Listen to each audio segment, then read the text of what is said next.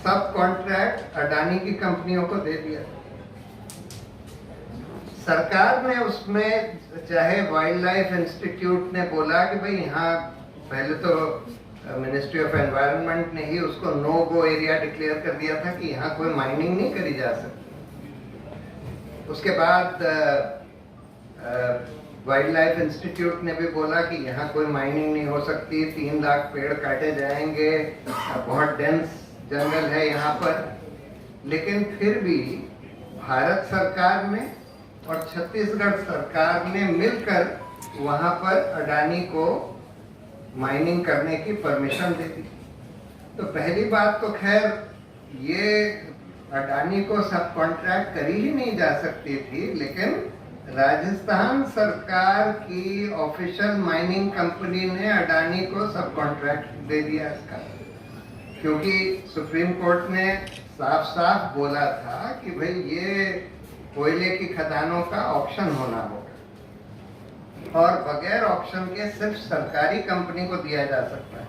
सरकारी कंपनी कोई निजी कंपनी को सब कॉन्ट्रैक्ट नहीं दे सकती। लेकिन राजस्थान सरकार ने दिया और छत्तीसगढ़ सरकार, ये दोनों कांग्रेस की सरकार, मैं ये इसलिए बता रहा हूँ कि आज इस देश में अडानी जैसी कंपनी के लिए सब लोग, सारी पार्टियां, सारे राज्य उनको वेलकम करने के लिए तैयार हैं और उस चक्कर में उनको हर तरह की सुविधा देने के लिए तैयार है। सिर्फ सुविधा ही नहीं, उनके कहने पर अभी तो वहां पर इसलिए माइनिंग नहीं हो पा रही क्योंकि वहां के लोकल लोगों ने उसको बहुत अपोज किया हुआ है, बहुत लोकल ऑपोजिशन है जबरदस्त। लेकिन इस ऑपोजिशन को खत्म करने के लिए, आदिवासियों को वहां से हटाने के लिए फिर ये सब किया जाता है, जिसकी वजह से सोनी जो आपको बता रहे।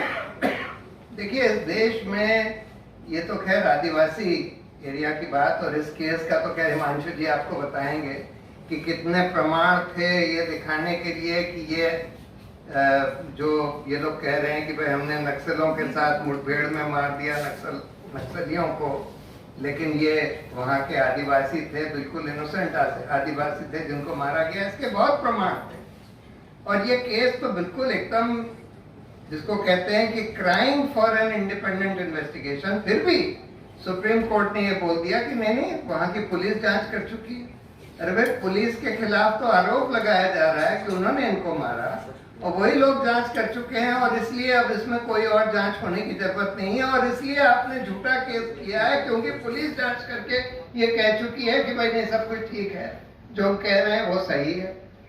मतलब ऐसा बेहुदा जजमेंट सुप्रीम कोर्ट से आना और उसके ऊपर ऐसा फाइन लगा देना कि 5 लाख रुपए, इनके खिलाफ केस भी चला दो, झूठा केस दायर करने का, इनके खिलाफ 5 लाख का फाइन भी लगा दो।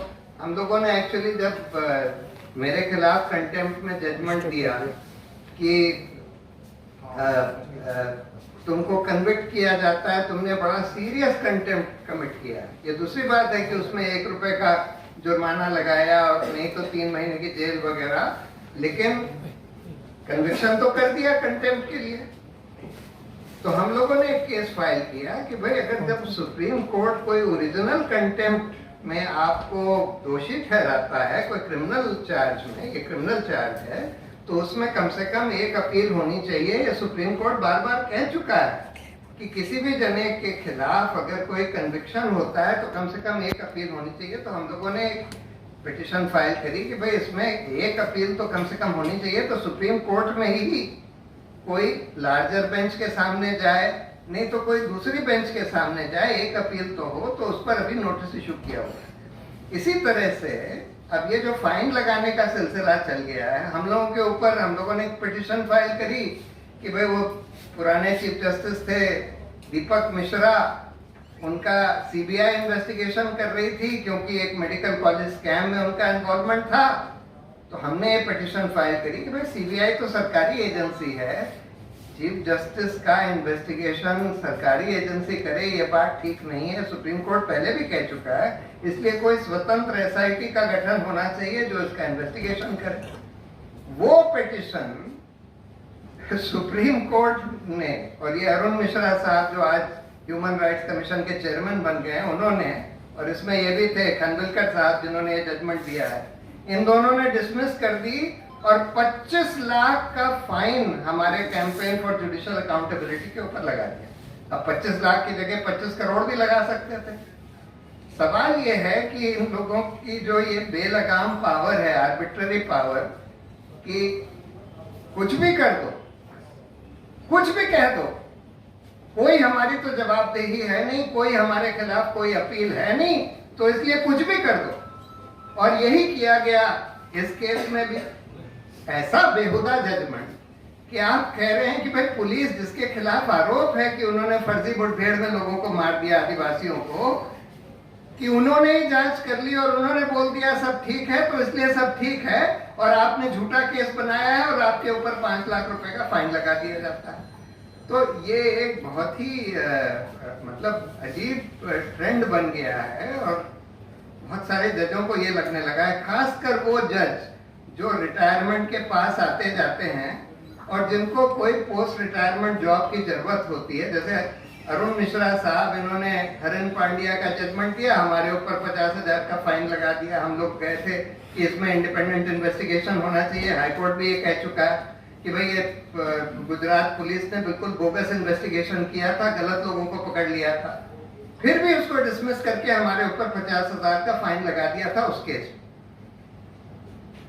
उसके बाद उन्होंने कई अहम फैसले, बिरला सहारा वगैरह सब दिया, और रिटायरमेंट के बाद ह्यूमन राइट्स कमीशन का उनको चेयरमैन बना दिया गया। पहले तो 6 महीने तक उनको अपना ऑफिशियल घर रिटेन करने दिया गया, रूल्स को सब दरकिनार करके 1 महीने के अंदर खाली करना होता है बंगला।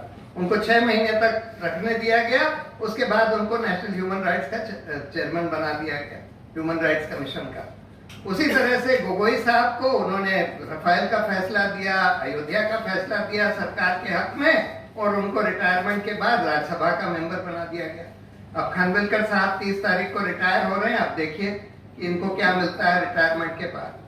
तो ये एक तरीका बड़ा प्रचलित हो गया है कि जजों को रिटायरमेंट के बाद का कोई नौकरी का लुभान देकर और उनसे जो चाहो फैसले करवा लो। और यही बात अरुण जेटली ने एक बार पार्लियामेंट में बोली थी कि the lure of post-retirement jobs influences pre-retirement judgment of judges, and this is a serious threat to the independence of the judiciary। और हम देख रहे हैं कि आज ये सब हो रहा है।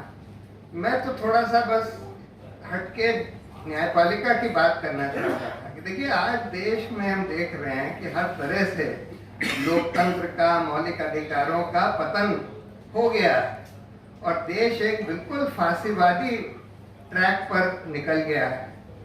ऐसी सिचुएशन में न्यायपालिका की, खासकर सुप्रीम कोर्ट की बहुत ज्यादा जरूरत होती है, क्योंकि हमारे संविधान में जो हायर जुडिशरी है, हाई कोर्ट, सुप्रीम कोर्ट, उनको दायित्व दिया गया है कि लोगों के मौलिक अधिकारों की रक्षा करना, लोकतंत्र की रक्षा करना, संविधान की रक्षा करना और कार्यपालिका और विधायिका को अपने दायरे में रखना। ये सब बहुत बड़ा दायित्व सुप्रीम कोर्ट और हाई कोर्ट को दिया गया है। लेकिन आज हम ये देख रहे हैं कि हर तरह से हमारे लोकतंत्र का हनन हो रहा है, मौलिक अधिकारों का हनन हो रहा है, संविधान की धज्जियां उड़ाई जा रही हैं। लेकिन ज्यादातर हम देख रहे हैं कि उच्चतम न्यायालय, उच्च न्यायालय मूक दर्शक बनकर इन सब चीजों को देख रही हैं और मौलिक अधिकारों की और लोकतंत्र की रक्षा नहीं कर रही। एकाध अपवाद ऐसे आते हैं, एकाध केसेस ऐसे आते हैं, जैसे मोहम्मद जुबैर के केस में अच्छा फैसला आ गया, एकाध और केसेस में अच्छा फैसला आ गया। लेकिन बाय एंड लार्ज हम ये देख रहे हैं कि आज न्यायपालिका की स्वतंत्रता बिल्कुल चरमरा गई है और ऐसा दिखाई देता है कि न्यायपालिका ने, उच्च न्यायपालिका ने, उच्च और उच्चतम न्यायपालिका ने अपने घुटने सरकार के सामने टेक दिए हैं। तो ऐसे सिचुएशन में हमारा सबका दायित्व बनता है कि जब हम ये देखें कि न्यायपालिका अपना काम नहीं कर रही, अपनी ड्यूटी नहीं निभा रही और हमारे अधिकारों की रक्षा नहीं कर रही, वहां पर हमको बिल्कुल खुलकर उसके खिलाफ हमको प्रोटेस्ट करना चाहिए, उनको क्रिटिसाइज करना चाहिए, बिल्कुल खुल के और जोर के करना चाहिए। और जहां जहां वो कुछ अच्छा काम करते हैं वहां पर हमको उनका प्रेज करना चाहिए, क्योंकि हमने ये देखा है कि पब्लिक ओपिनियन का बहुत बड़ा इम्पैक्ट होता है न्यायपालिका की फंक्शनिंग के ऊपर।